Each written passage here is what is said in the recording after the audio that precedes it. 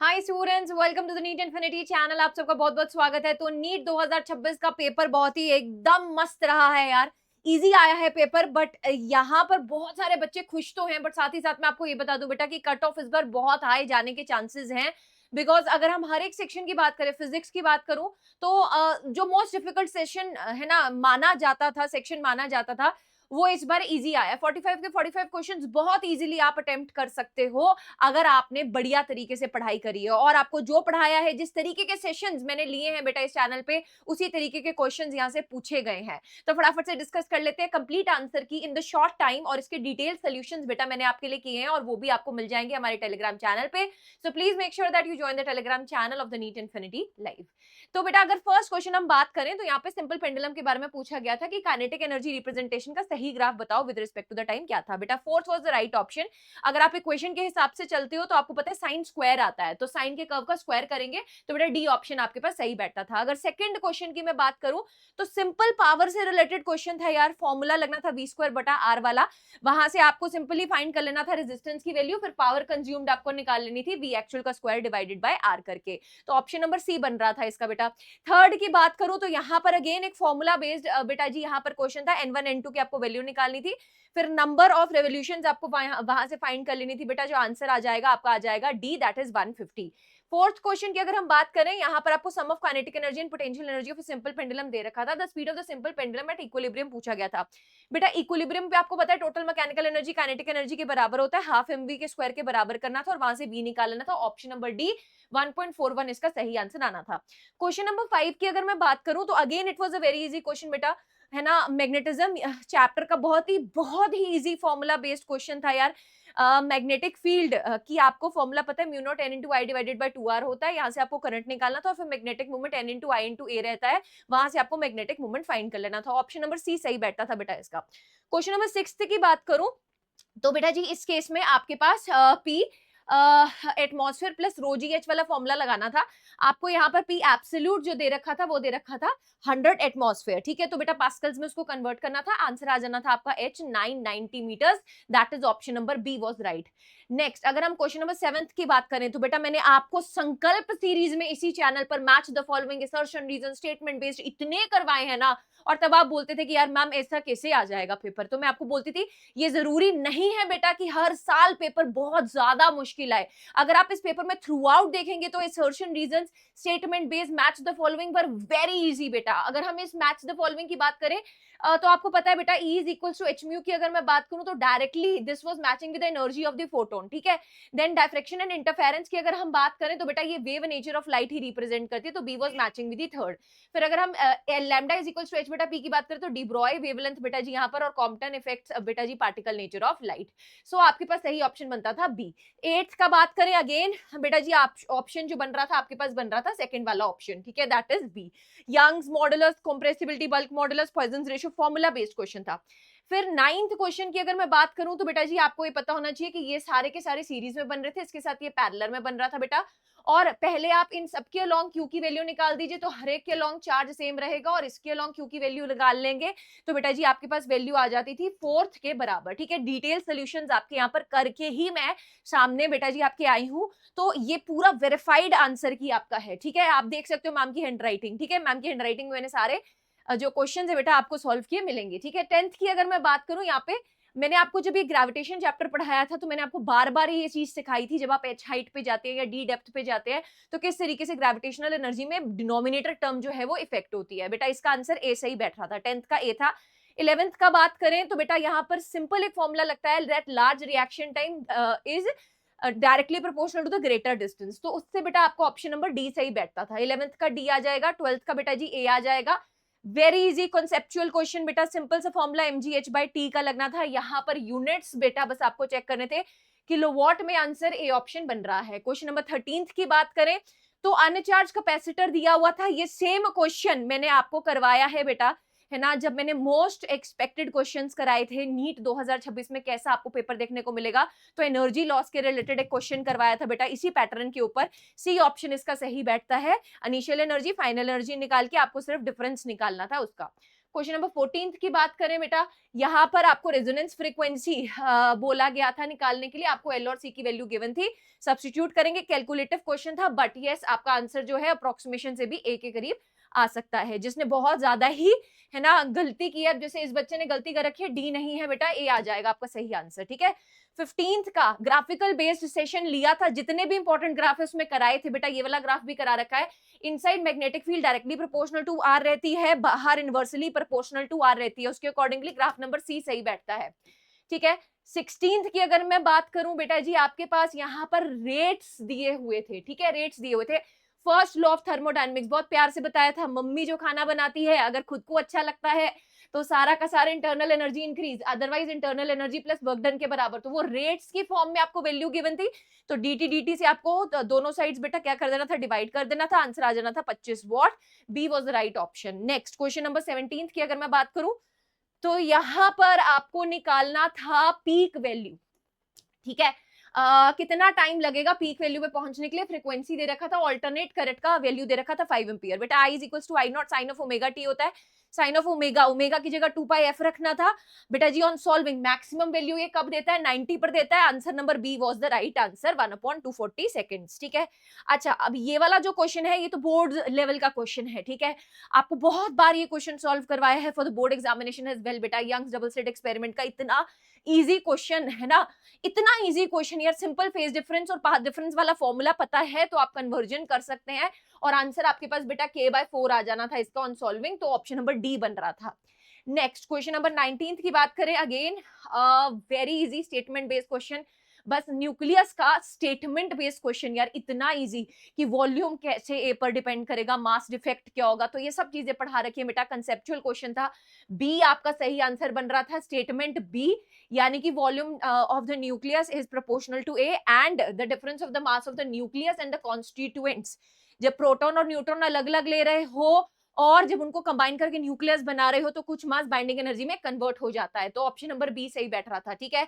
Next अगर 20th की बात करें, इंटरफेरेंस एंड डायफ्रेक्शन बेटा जी जो कैरेक्टरिस्टिक्स होती हैं ये ओनली बाय लाइट वेव्स नहीं होती, बाय साउंड वेव्स भी होती है, मेटर वेव्स भी होती हैं, तो असर्शन तो ट्रू था, रीजन आपके पास फॉल्स था, बी ऑप्शन बनना था इसका, ठीक है। क्वेश्चन नंबर 21 पे आ जाइए, ठीक है, सिंपल सा फॉर्मूला यार, सेल का सिंपल सा formula, terminal voltage is equals to EMF minus of I into R, ये भी दे रखा था, ये भी दे रखा था, ये भी दे रखा था, आंसर कितना आ जाएगा बच्चे, on solving the right answer is 10.8, that is option number D बन रहा था इसका, ठीक है।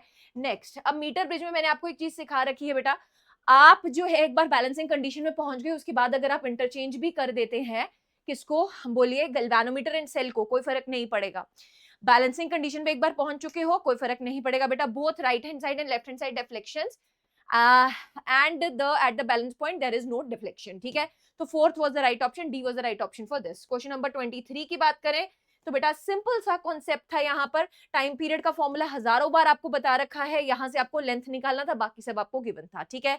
23rd का ऑप्शन नंबर बी सही था। 24th पे आ जाइए, 24th was a very conceptual question बेटा, कौन सा करेक्ट कौन सा इनकरेक्ट, इलेक्ट्रोस्टैट्स का एक बिल्कुल कॉन्सेप्चुअल क्वेश्चन यार, इसका आंसर आपका बन रहा था ए सही, ठीक है, तो A C and D were the right statement. Inside a conductor electrostatic field of course zero होता है बेटा, ठीक है। अब electric field at the surface of a charge conductor does not depends upon its surface charge density, नहीं ये गलत है, इट डिपेंड्स, ठीक है।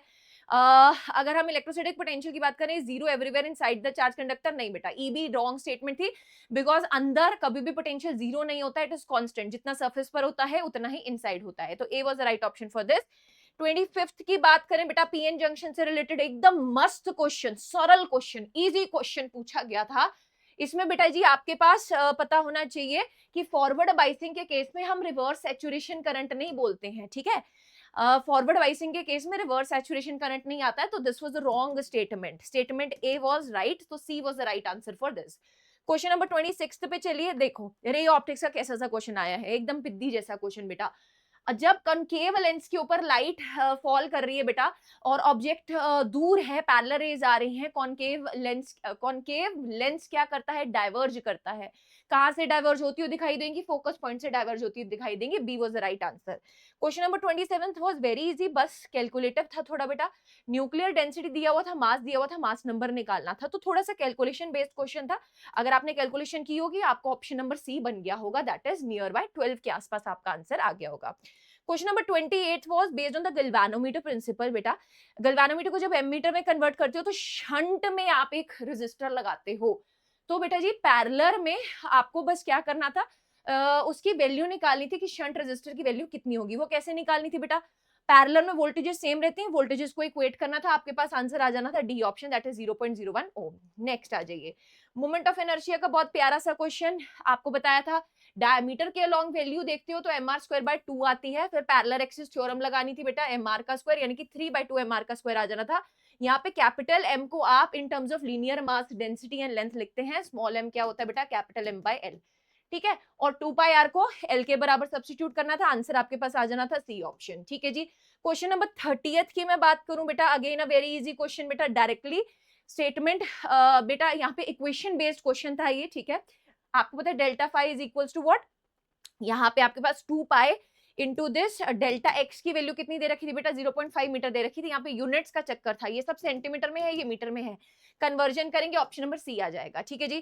क्वेश्चन नंबर 31 बेटा जी, 31 was also formula based question, ठीक है। F max is equals to mu S into M G, जिसको आप एम इंटू ए मैक्सिमम भी लिख सकते हैं, यानी कि एक्सेलरेशन मैक्सिमम यहाँ से आपके पास निकल के आ जानी थी 1.2 मीटर्स पर सेकंड का स्क्वायर। 32 पे आ जाइए, diode based question, half wave rectifier था बेटा।